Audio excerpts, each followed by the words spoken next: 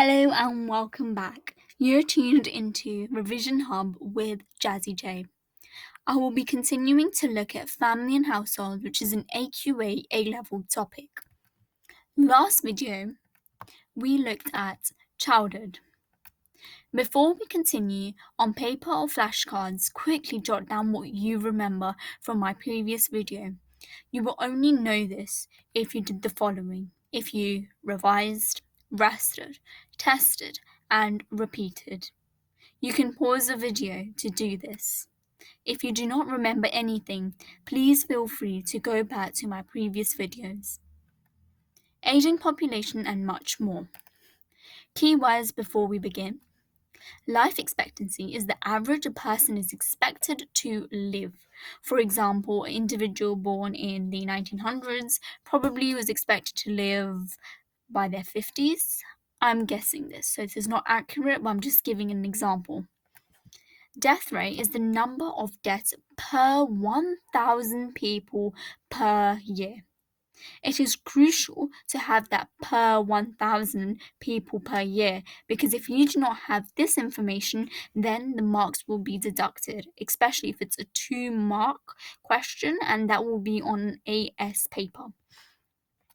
Birth rate is the number of live births, again, per 1,000 people per year. You must include this as well as the word live to get 2 marks here if you are sitting for an AS AQA paper. The aging population. The aging population is simply all about the elderly who are living within society. Berman argues that the aging population is very helpful as they can help with childcare. For example, a woman can go to work and they've got the aging population, so their grandparents and parents who can actually help them with this childcare. So it is less costly. There are various different laws as well that support the aging population. I want to link back to Berman's point, and that's supported by sociologist Hillitz, who also argues that the aging population is really beneficial because they can pass on their norms and values to the next generation. This allows to preserve those norms and values as well as pass them on. The various different laws that support the aging population is pension, for example, free healthcare, the NHS. However, we have to look at the dependency ratio and violence, domestic violence, which can be downfalls.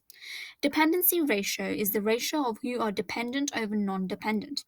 I'll give a simple example. For example, all of us are working, and when we work, we have to pay tax. And that tax goes to healthcare, for example. So if I have a child, for example, and the child has free healthcare, that child is depending on us who we pay the taxes, and they do not pay the tax. In the same way as the aging population. So this increases the dependency ratio and burden onto people who are working because they have to provide that free healthcare to the elderly. Domestic violence and abuse is another crucial aspect where there are laws towards it, but it can show that the aging population is not quite happy in some way or form. You can look up the laws on domestic violence and abuse in your own time. Why the aging population lives for longer. Today, there's improved within vaccinations, antibiotics, and healthcare. Do you know who argues this? Tratna. Tratna argues that we can only live for longer and increase our life expectancy because of the scientific advancements in vaccinations, antibiotics, and the healthcare system. A better diet. Sociologist Thompson argues that a better diet is really crucial for us to live longer. However, this is criticized because in some households, women have fewer food in comparison to the rest of the family, but women have a higher life expectancy as opposed to the men. So this can be a valid criticism for the better diet theory by Thompson.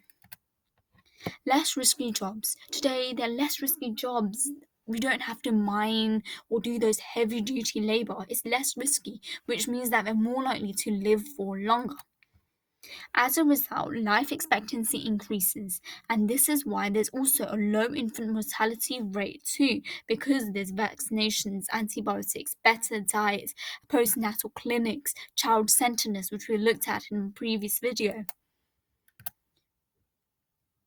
Hope you learnt about the aging population and much more.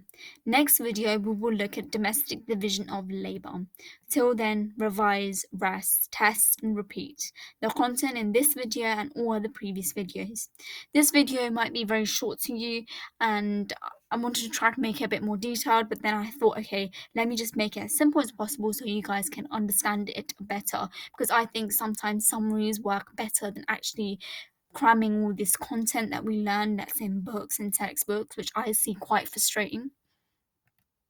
And till then, do not forget to love Canva, because as I keep on repeating myself that I use templates to make and design the PowerPoint that I've downloaded off them. Do not forget to like, subscribe to my channel, comment if you don't understand anything or if you've got anything to say to me, because if you give me positive comments, then that will encourage me to make more videos and allow you to have a better education. And please do not forget to press the bell icon to never miss my latest video. Till then, revise, rest, test and repeat this formula and stay healthy and fit. Till my next video, see you soon. Thank you.